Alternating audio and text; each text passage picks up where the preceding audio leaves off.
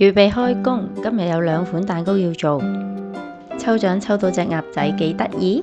今日同大家分享我平時做嘅檸檬磅蛋糕配方：200克嘅無鹽奶油加200克嘅白糖，打至蓬鬆同顏色變淡嘅狀況。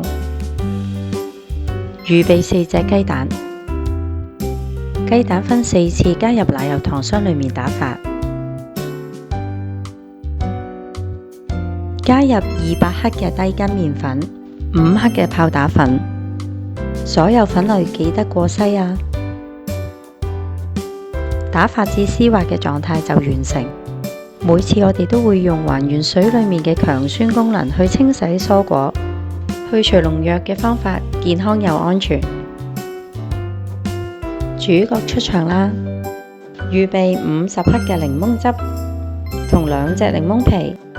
將2/3嘅份量放入蛋糕糊裏面，輕輕攪拌至均勻。將攪好嘅材料倒入蛋糕模具內，預熱焗爐至180度，焗大約50至60分鐘。睇下蛋糕出爐啦，好清新嘅檸檬味同好鮮豔嘅黃色，幾靚！最後就到裝飾嘅時間。今次我用咗15克嘅檸檬汁，再加50克嘅糖霜，淋上蛋糕面，再用檸檬乾花做裝飾。